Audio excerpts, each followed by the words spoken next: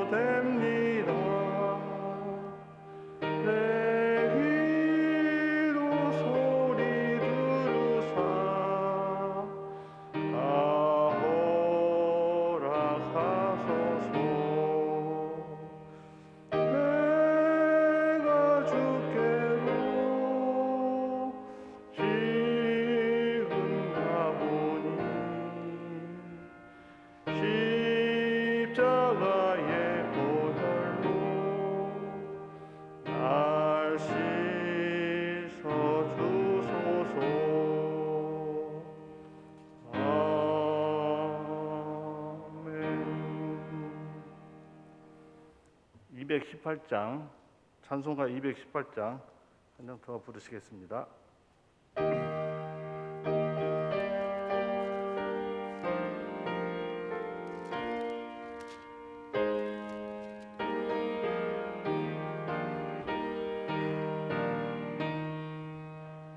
내 맘과 정성을 다하여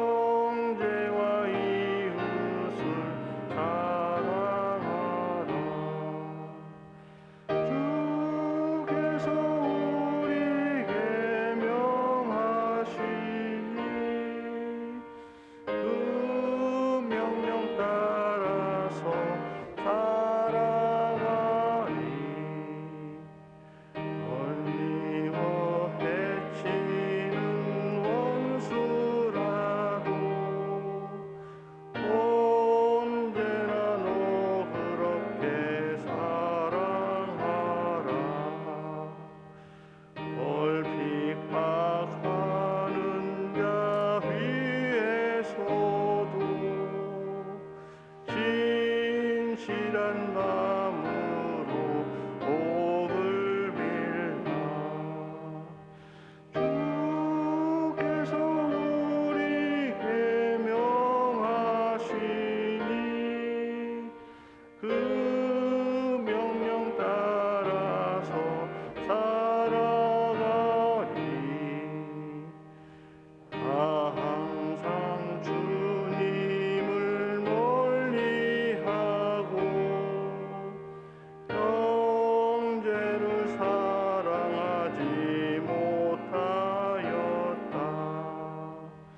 이러한 죄인을 사랑하사 주께서 몸버려 죽으셨다. 목세의 큰 사랑 받으니 몸 내 생명 다 바쳐 충성하리.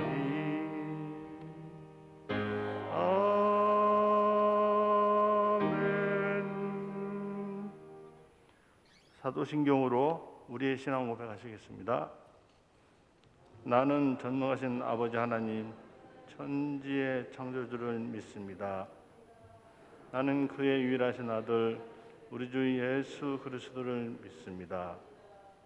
그는 성령으로 잉태되어 동정녀 마리아에게서 나시고 본디오 빌라도에게 고난을 받아 십자가에 못 박혀 죽으시고 장사된 지 사흘 만에 죽은 자 가운데서 다시 살아나셨으며 하늘로 오르시어 전능하신 아버지 하나님 우편에 앉아 계시다가 거기로부터 살아있는 자와 죽은 자를 심판하러 오십니다. 나는 성령을 믿으며 거룩한 공교회와 성도의 교제와 죄를 용서받는 것과 몸의 부활과 영생을 믿습니다. 아멘. 임승현 목사님 말씀 전해주시겠습니다. 네, 오늘 함께 나눌 하나님의 말씀은 구약성경 시편 58편 10절에서 11절까지 말씀입니다. 구약성경 844페이지에 있습니다. 시편 58편 10절에서 11절입니다.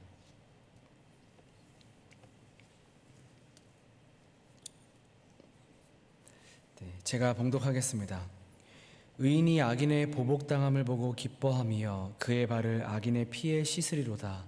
그때 사람의 말이 진실로 의인에게 갚음이 있고 진실로 땅에서 심판하시는 하나님이 계시다 하리로다.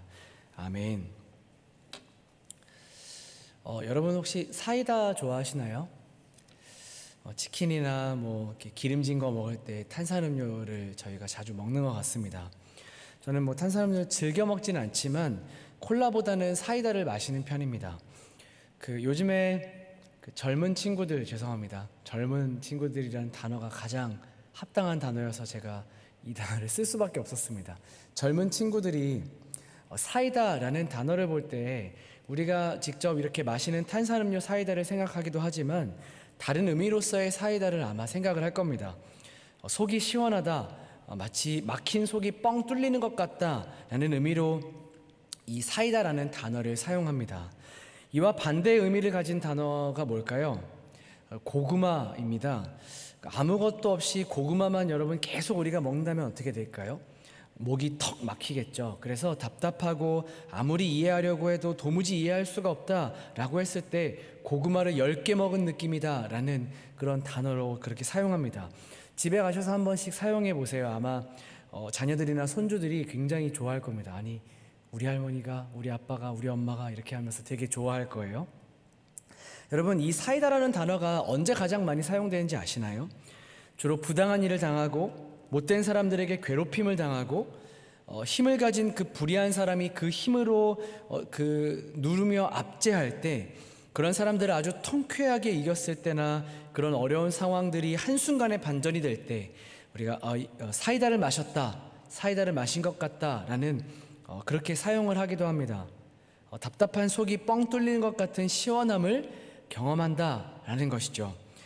그렇게 생각해 보면 대부분의 사람들이 정의가 실현되는 것, 그리고 불의가 쫓겨나는 것에 대한 소원함이 있다라는 것을 알 수 있습니다. 세상 사람이나 그리스도인이나 다 마찬가지이죠.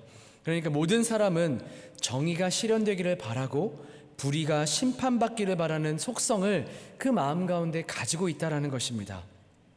왜 그럴까요? 세상의 사람들은 정확하게 정의 내릴 수 없겠지만 우리는 알고 있습니다. 왜 사람이 정의로운 것을 흠모하는지, 공의가 세워지는 것을 보고 즐거워하는지를 말이죠. 우리 안에 있는 하나님의 형상 때문에 그렇습니다. 하나님은 하나님의 공의와 그 정의로운 속성을 가진 존재로 사람을 만드셨습니다. 그 안에 양심을 두어서 모든 사람으로 하여금 불의를 불편하게 하셨고 공의와 정의를 사랑하도록 만드셨죠. 이것이 창조의 질서였습니다.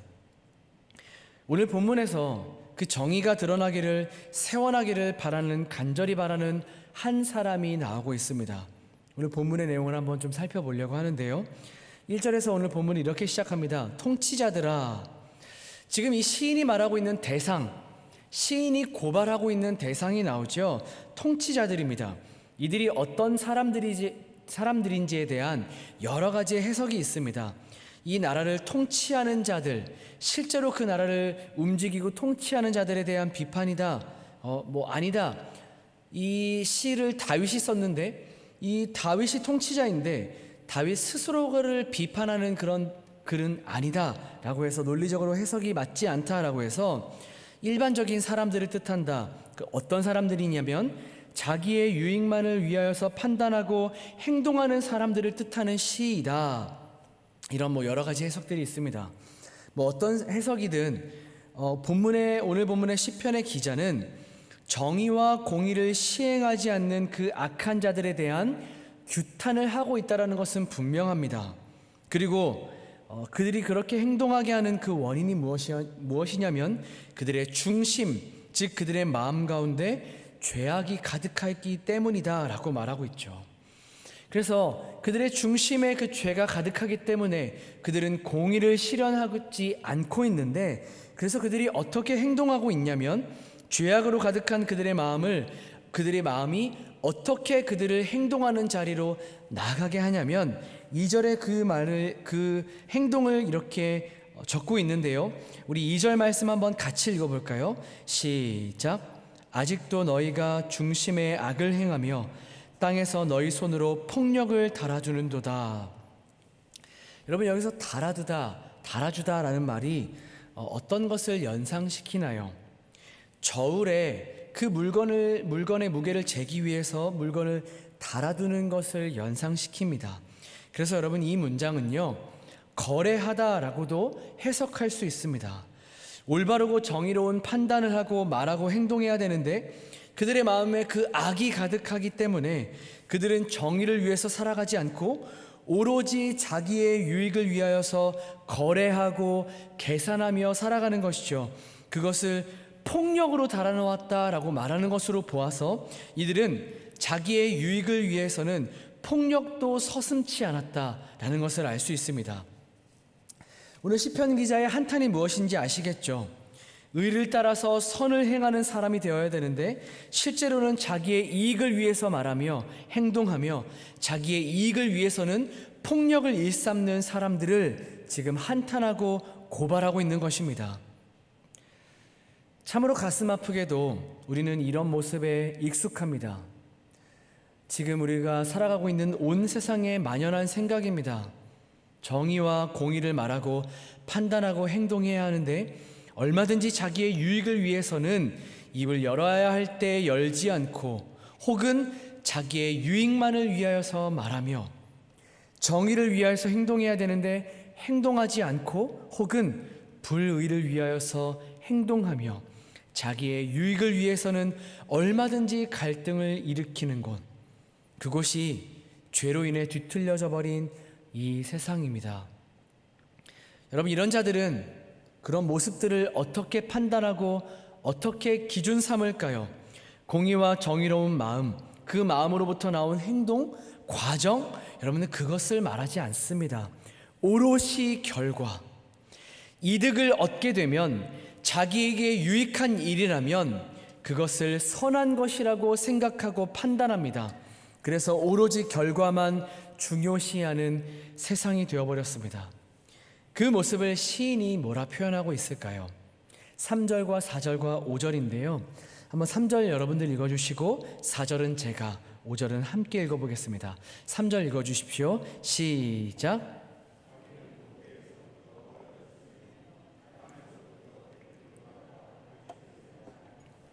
그들의 독은 뱀의 독과 같으며 그들은 귀를 막은 귀머거리 독사 같으니 술사에 홀리는 소리도 듣지 않고 능숙한 술객의 요술도 따르지 아니하는 독사로다.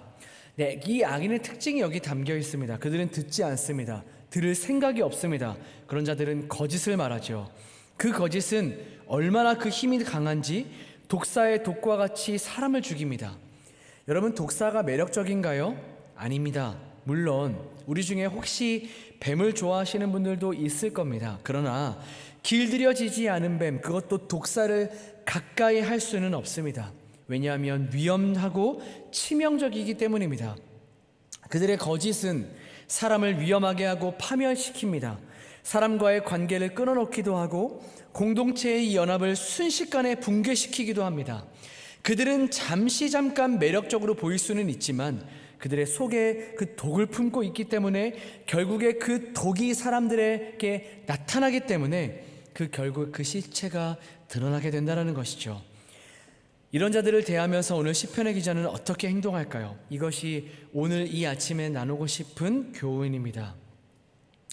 그는 자신이 받고 있는 고통으로 인하여서 자신이 직접 그들에게 심판하고 있지 않습니다. 독을 품고 있는 그들을 향해서 그 시편의 기자는 독을 품지 않습니다. 정의를 실현하지 않고 불의를 행하는 그들에게 자기 자신이 직접 정의 구현을 하고 있지 않습니다. 오직 그는 이 모든 것을 가지고 하나님 앞으로 나아갑니다. 6절부터 9절까지가 그 내용인데요. 하나님, 제지해 주십시오. 하나님, 심판해 주십시오. 젊은 사자의 어금니를 꺾으시기를, 급히 흐르는 물같이 그들을 사라지게 하시기를, 소멸당하는 달팽이 같게 하시기를. 여러분, 무서운 표현이지만 이 표현은 모두 고대 근동 문학에서 자주 사용되었던 문구였습니다. 왜 시인은 이 모든 고통과 한탄하는 마음을 가지고 하나님 앞으로 나아가고 있을까요? 왜 그는 하나님을 의지할까요? 여러분, 누군가를 의지한다라는 건 그것이 무엇의 증거이죠? 자기 자신이 약하다라는 증거입니다. 자기 자신이 아무것도 할 수 없다라는, 나는 정말 아무 힘도 없다라는 자기의 약함을 고백하는 증거입니다.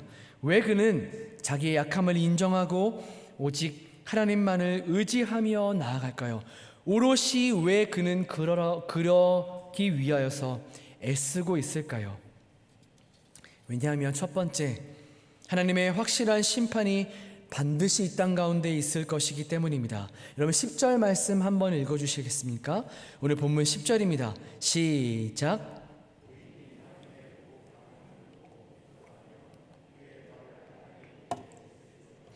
네, 언뜻 보면 이 내용은 좀 으스스하게 들립니다. 악인이 보복당하는 것을 보고 깔깔 웃고 있는 의인과 그 악인이 흘린 피로 그 자기의 발을 씻는 약간 괴이한 모습이 나오죠. 여러분, 이 말씀은 진짜 그렇게 될 것이다라는 것이 아닙니다. 이 말은 악인이 그 의인에게 지금 주고 있는 극도의 고통을 반전시킨다라는 모습을 표현하고 있는 것이죠. 여러분, 아무리 악한 자라도 잔인하게 죽임당하는 것을 우리가 보고 기뻐 즐거워하지 않습니다. 단 정확하고 분명한 하나님의 심판이 그에게 임하게 될 것입니다. 또한 그들이 지금 벌이고 있는 그들의 그 죄악은 이 정도의 참혹함을 가지고 있다라는 것이지요. 즉 생명으로만 갚을 수 있는 죄악의 마지막을 보여주고 있는 것입니다. 두 번째, 그 하나님의 심판이 가장 확실하기 때문에 오늘 시인은 하나님 앞으로 이 문제를 가지고 나아가고 있습니다. 11절입니다. 우리 한번 함께 읽어볼까요? 시작. 그때 사람의 말이 진실로 의인에게 갚음이 있고 진실로 땅에서 심판하시는 하나님이 계시다 하리로다. 아멘. 의인은 주께 받는 보상이 있다는 것을 알고 있습니다.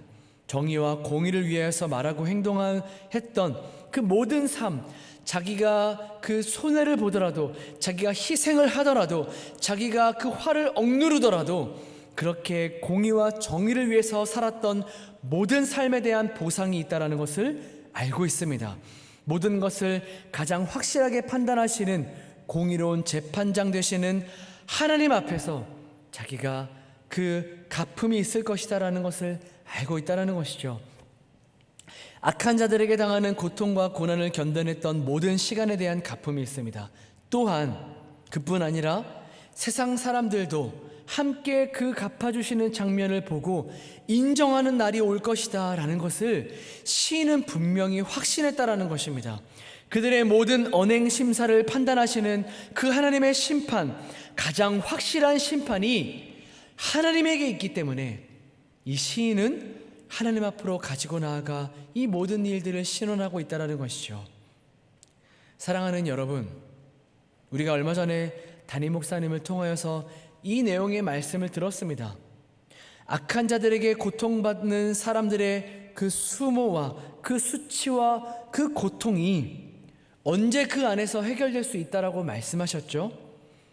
하나님께서 그 고통 가운데 살았던 자신의 모든 세월을 아실 뿐만 아니라 그 수치와 수모를 준 이 악한 자들에게 대한 분명한 하나님의 심판이 있다는 것을 믿을 때에만 그들은 그제야 그 고통에서 벗어날 수 있는 힘을 낼 수 있다라고 말씀하셨습니다. 그래서 우리는 이 모든 것을 가지고 하나님 앞으로 가지고 나아가는 것입니다. 여러분, 소극적인 행동이 아닙니다. 아무것도 하지 않는 것이 아닙니다. 바보같이 당하고만 있는 그런 것이 아닙니다. 물론 이 모든 내용들이 우리의 삶의 여정이 우리를 위대한 그리스도인으로 만들어가는 재료가 될 것입니다만, 가장 중요한 것은 이 모든 것을 가지고 하나님 앞에 나아가는 것입니다. 심판하시고 보응하시고 갚아주실 하나님, 반드시 그 심판이 있을 뿐만 아니라 가장 확실한 정확한 하나님의 심판이 하나님께 있기 때문에 그 하나님 앞에 맡기고 묵묵히 그 길을 걸어가는 것이죠. 그럴 때 우리는 참고 인내하는 것으로 끝나지 않고 더 적극적으로 이 세상에 선을 행하며 선으로 악을 이기는 삶을 살아가게 될 것입니다. 그 원동력이 여기에 있을 것입니다. 하나님의 심판이 분명히 이 땅 가운데 임한다라는 믿음에서만 우리의 선을 행함이 가능한 줄을 믿습니다. 미국의 저명한 기독교 저널인 크리스찬 투데이의 편집인이며 고정 칼럼니스트였던 필립 얀시라는 박사가 쓴 책이 우리나라에 소개되어서 큰 도전을 주었습니다.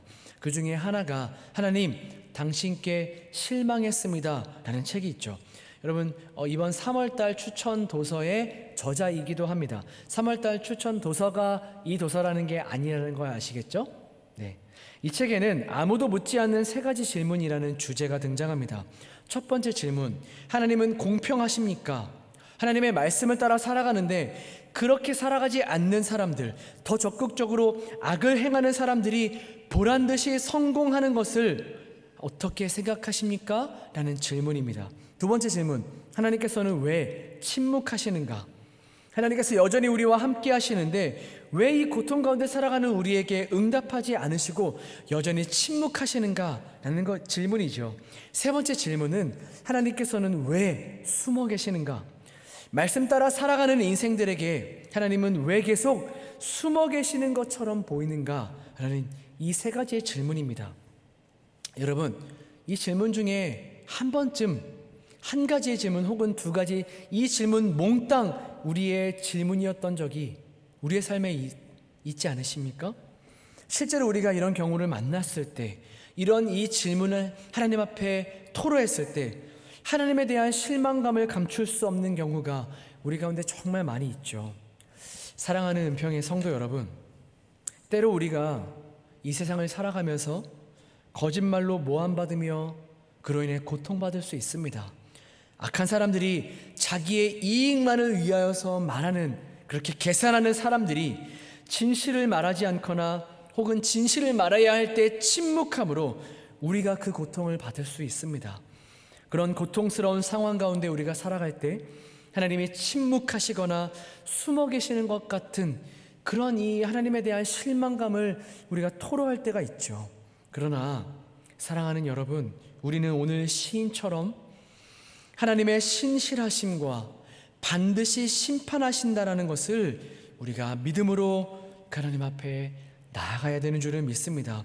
왜냐하면 오늘 이 시편 58편뿐만 아니라 성경 이 시편 내용 전체가, 혹은 이 성경 내용의 전체가 그 전체를 통하여서 자신을 계시하신, 나타내신 그 하나님은 온 세상의 재판관이 되셔서 선한 자들을 반드시 보상하실 것이며 악한 자들을 소멸하실 우리의 공의의 정의의 하나님이시기 때문입니다.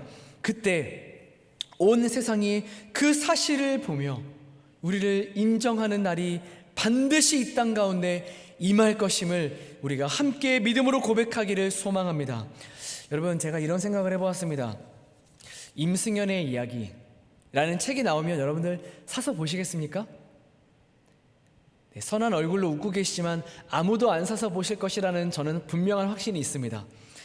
네, 그런 만약에 제 일생의 일대기가 담겨있는 그 책이 천국 가운데 발간된다면 그 악한 사람들의 그 행동에 대해 공의로 그들을 심판하실 하나님 앞에 맡기며 참고 인내하며 그렇게 애쓰며 살았던 모든 시간들, 물론 분노했을 거고요. 저 말입니다. 분노했을 거고, 속으로 욕짓거리를 했을 거고, 하나님께 대한 실망감을 토로했을 거고, 혹은 실제로 그들에게 그 악을 악으로 갚았을지도 모릅니다. 제 인생이 그렇다라는 것이죠.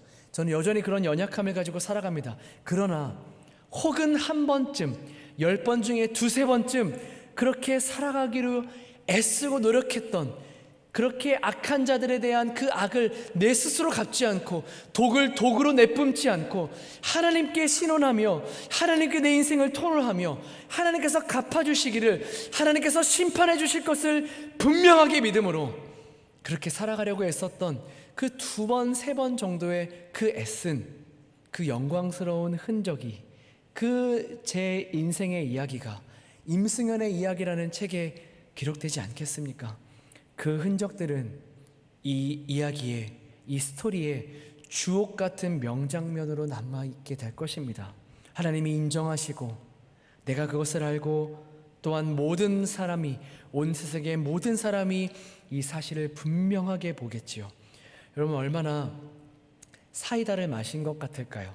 수십 년 동안, 오랜 시간 동안 이 땅을 살아가며 우리 안에 묵혀 있었던 평생에 걸친 답답함이 한 번에 해결되는 그날, 우리가 얼마나 사이다를 마신 것 같을까요?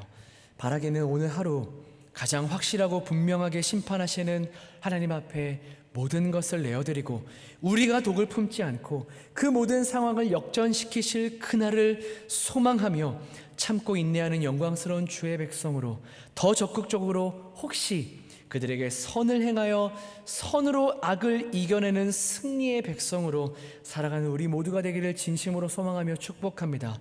그래서 사랑하는 여러분, 불의한 승리자로 살아가는 것이 아니라 정의로운 패배자로 살아가는 멋진 믿음의 여정을 오늘 하루도 걸어가는 우리 모두가 되기를 진심으로 축복합니다.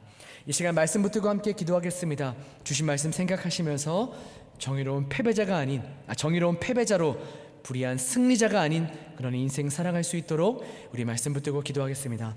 또 몇 가지 기도 제목 가지고 함께 기도합니다. 담임 목사님과 교회와 나라와 민족, 선교사님 그리고 환우들을 위하여서 기도해 주시기를 바랍니다. 그렇게 기도하시고 마지막 여러분들 각자 가지고 나오신 개인적인 기도 제목들을 가지고 함께 기도하고 돌아가시기를 바랍니다. 함께 기도하겠습니다.